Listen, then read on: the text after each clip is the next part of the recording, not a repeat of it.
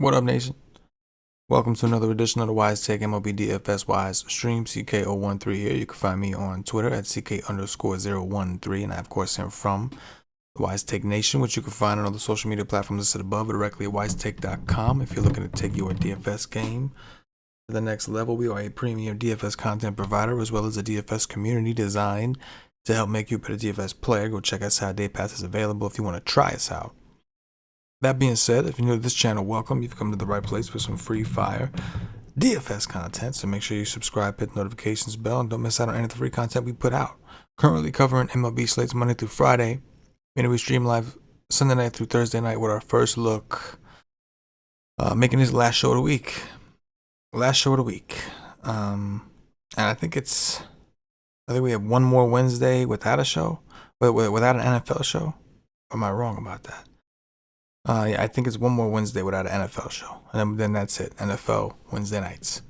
Very excited about that. Tune in. Pat Bush, what's going on? Pat Bush says, what's up, CK? You ready for the weekend? I know it's been a long, grinding week for you. Yes, it has, man. And yes, I am. Definitely ready for the weekend. The DFS-wise, it's definitely a rough week. You know, it's funny. It's slates like these Thursday, like the Thursday slate. It was really chalky, right? Red Sox did really well. What was the other one? The Indians did really well. The D-backs are a stack I came on too late. I added them in the article late. They did well, so I think I wrote a 5 stacks total with the D-backs. Philly was one of the lower owned ones. They sucked. But I only had 2 for the chalkier stacks, right? Boston and Cleveland. And decided not to stack either of them because of the fact that they were chalky. And to be honest, when I was on that hot streak a few weeks ago, I was just playing the teams that were in the best spot.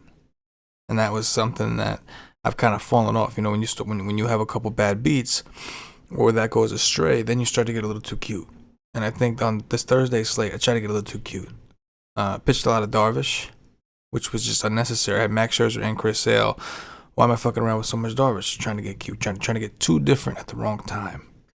You know, you want to get different in tournaments, but I think sometimes people overvalue that and they try to get a little too different at times.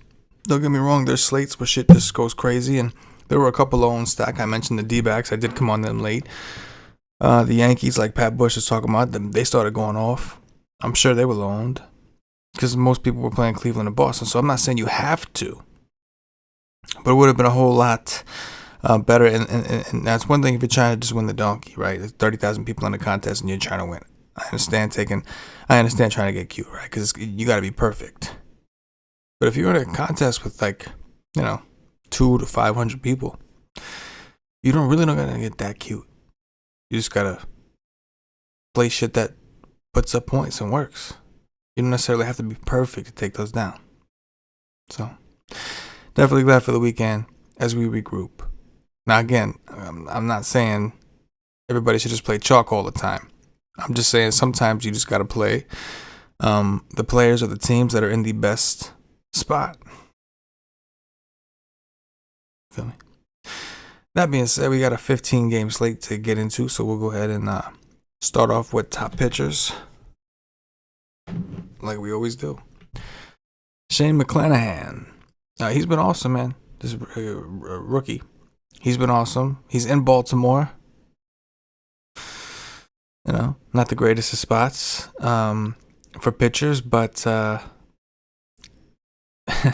problem is Baltimore. So, okay. Baltimore has slid down, right? For a while, they were up there. They're 176 ISO on the season. Granted, they do play their home games in Baltimore, and a 1 or 2 WRC plus. So they're better against lefties. On the flip side, McClanahan has seen Tampa. He's seen Baltimore a lot lately. August 7th in Baltimore, 7 innings, 8 Ks, went for 26 DraftKings points.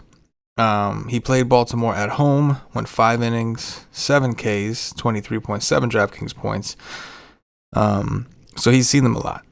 But he's had success. He's given up runs, but he's had success. Garrett Cole gets a massive park boost in Oakland. Oakland is a good team. Oakland is tough to strike out, right? They got a lot of players that like to put the ball in play. Oakland has a 172 ISO against righties, but it's Garrett Cole, right? Aaron Nola. Good old Aaron Nola. He's at home. Doesn't have as good of a park as Garrett Cole, obviously. But Nola, over his career, has actually pitched better at home. That hasn't necessarily been the case this season. But on his career, his strikeout rate has typically been higher at home. As a matter of fact, that has been the case this season. I read that wrong. So, yeah, he's averaging 20.9 DraftKings points at home, 15.2 on the road.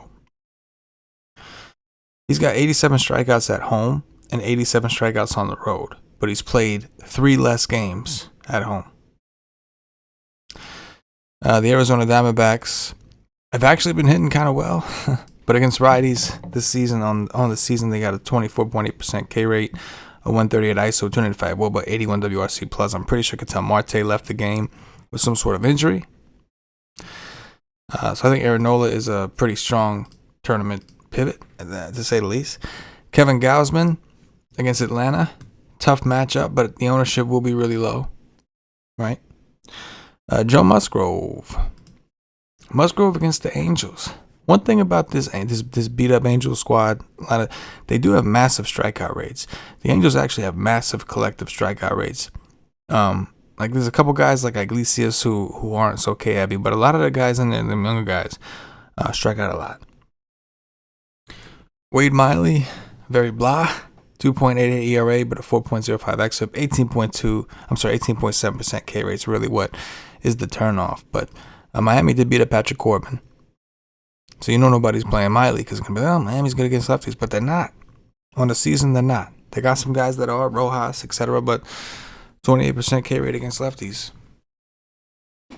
I'm not a Miley guy, and I'm sure as hell not trying to pay that price on a 15-game slate. I'm just saying. It is a good spot. Max Fried against the Giants on the other side of Gausman. Fried's a solid pitcher, I think for strikeout stuff, like, you know, maybe get a little bit better, but he's like a better version of Wade Miley, like more strikeouts, but you can see the ground ball rate very similar, hard contact rate very similar. Giants are very good offense, but they do strike out. 21.4% K rate against lefties, though. They have improved against lefties. Last year, they were one of the better teams in the league against lefties, and they're creeping up this year because they're getting healthier. Sean Manaea having a pretty strong season. Problem is the Yankees, while the park's not great, the Yankees have been mashing lefties. You can see a 113 WRC plus. Now, the ISO is only 168. You can argue that in this park, maybe we see some BABIP come into play, but strikeouts are king. And that's what the concern is. But A4 for Manaea. Steven Matz, I think, is going to be pretty popular.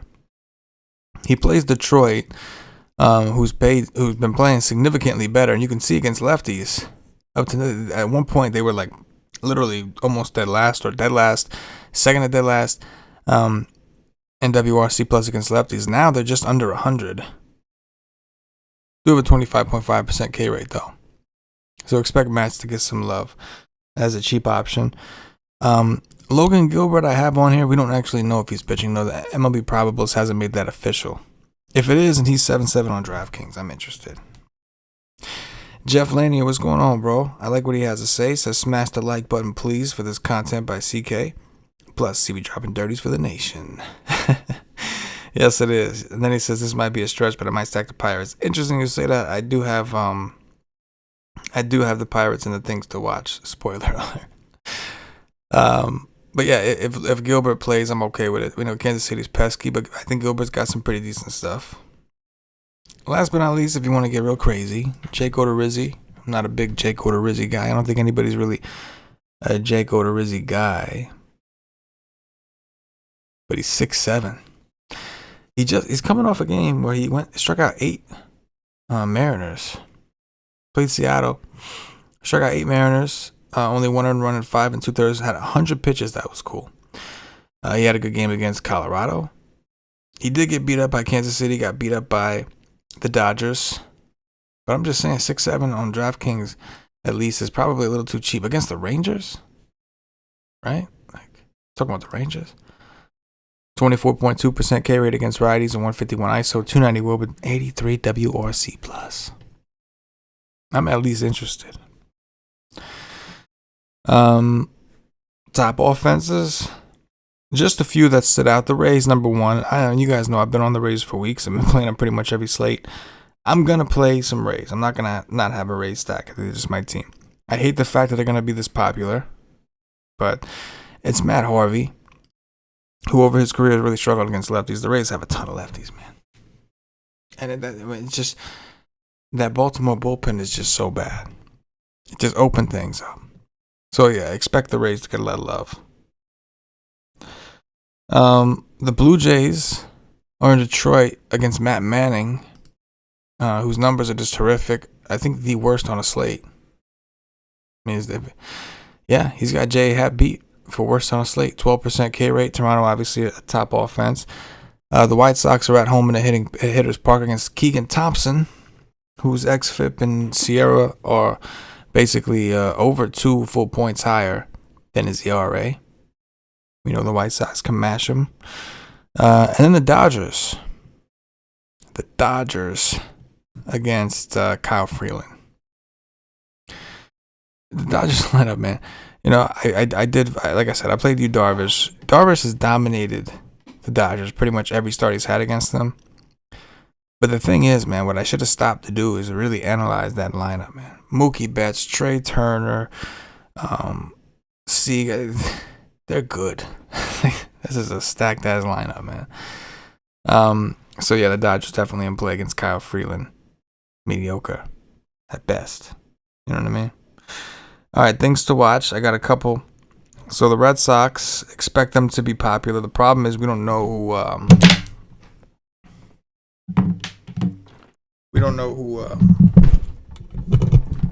Just knock my headphones out my ear. I hate when that shit happens. We don't know who's pitching for Cleveland yet. I don't think it really matters. I don't foresee them having anyone that's going to intimidate me enough to not be interested in the Red Sox. The problem is the park, I guess. We'll have to check the weather, see if it's good hitting weather or not. But yeah, so they have a high implied run total. We just don't know who's pitching. Same thing for the Astros. They're playing the Rangers. There's just no pitcher announced at the moment. But the Astros are also implied with 5.5 runs already. So keep an eye out on those two things. And then we got, what is it? Pirates. That's right. I think it was Jeff who said that. The Pirates put up 11 runs, man, on Thursday. I mean, that's not something they do often. That might have been the rest of the runs for the rest of their season. But nonetheless, they do have, what is it? They do have, what was it called? J.A. Happ. They do have J.A. Happ. The thing is, Pirates are dead last in WRC plus against lefties, so it should be an interesting matchup either way. Something to keep an eye on, just like what the, you know.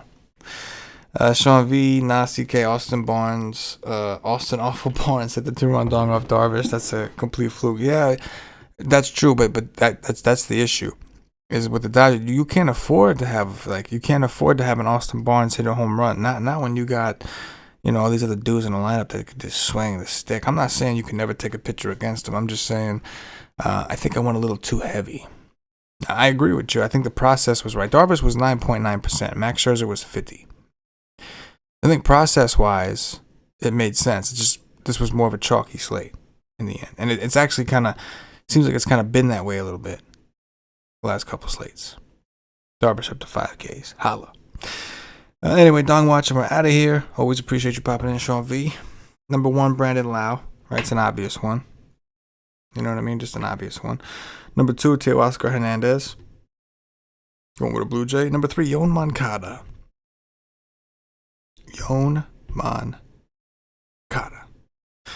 And that's going to do it, ladies and gentlemen, for this edition of the MLB Wide Stream, for this week of the MLB Wide Stream. I will continue to write my article for Saturday slate, so go check us out at WiseTake.com. My Core Plays article. Paulie will do his dirt sheet. Sunday's pretty much an off day. Cheat sheets and projections, that's it. And Sunday night, we'll be back with the first look. Jeff, I appreciate you. Says CK, wishing you well, man, with the newborn wife. Appreciate you, man. She's 7 months old, and she is my favorite thing on the entire planet. No doubt about it. But I appreciate you, Jeff. Appreciate you, Sean, Pat. Good to see you guys as always. You guys have a great weekend. Pat, I'll see you around the Slack chat, bro, hopefully. For myself, the entire WiseTake Nation, as always, good luck.